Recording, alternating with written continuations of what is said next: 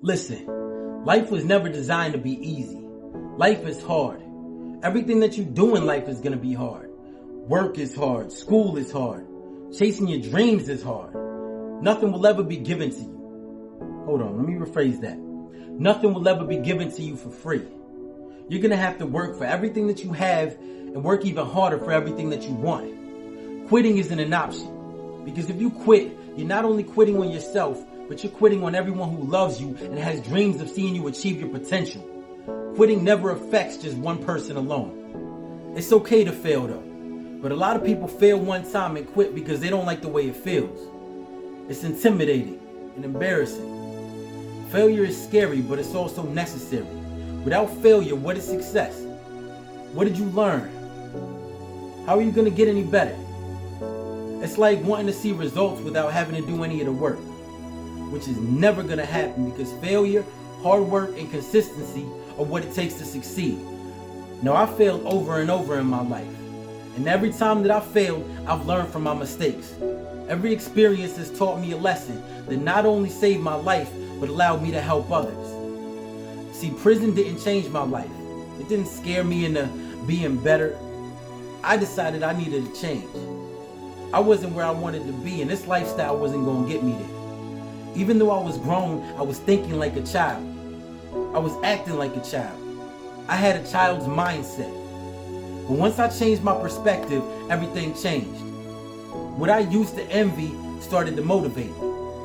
Whenever I saw someone with all the jewelry, driving around in a nice car, showing their money off, first thing that came to mind is I wanted to rob them with no hesitation. Every second that I looked at him, I would be thinking about how I can make my move.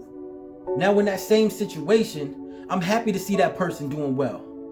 I hope he did more with his money than spend it, but I'm genuinely inspired by it.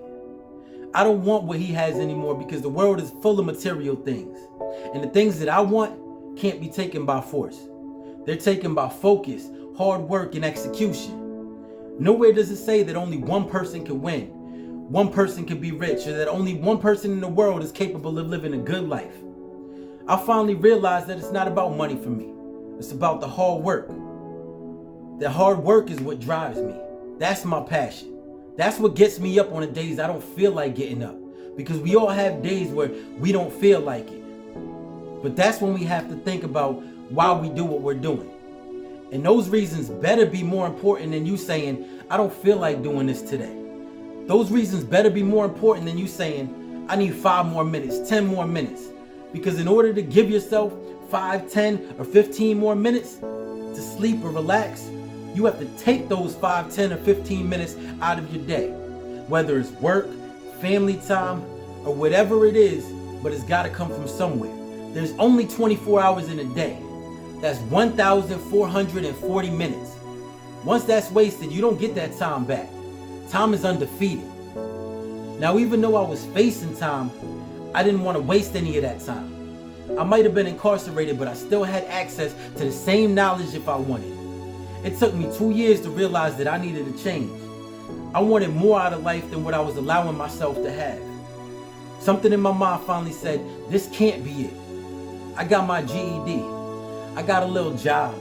I was in the gym more often. And I started studying business with any free time that I had left.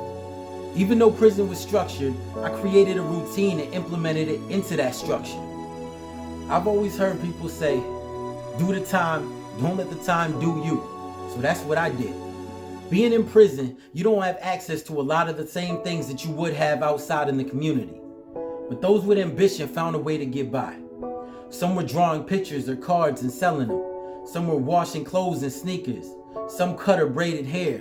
Others did tattoos or opened stores. It was inspiring to see all the creativity. So I just jumped right in and created my own hustle. I was working in supplies at the time. So I had extra bars of soap, sponges, trash bags, and all that. I was making so much that I started to put it to the side or send it home. See, I was used to making $1 a day that I didn't know what to do with anything more than that. I was institutionalized. When you're at the bottom, you're not thinking about what pair of sneakers you want or buying a chain with diamonds in it. No, you're thinking about what you're gonna eat. You're thinking about if the food they gave you was enough to feed you or if you're gonna have to find something else for the night. Being at the bottom was a dark and scary place, but it showed me who I am, and it showed me what I'm made of. If I overcame this, what else could they possibly do to me? If I went through all of this and it didn't break me, what makes you think that you're gonna break me? Listen, when I got out, I wanted to become a certified personal trainer because of all the money I was making in there, and it felt good helping people. So I found a school that would take me, but it was 2 hours away. Weekend classes. I didn't care because I knew how bad I wanted it. So I drove out there every weekend, slept in my car, washed up and brushed my teeth in a Dunkin' Donuts bathroom. I graduated and became a certified personal trainer. I was dedicated. I didn't make excuses. I've learned off of every mistake and every experience that I've gone through. Don't allow those mistakes or experiences to be losses. Reflect on them. Learn how to be better for you.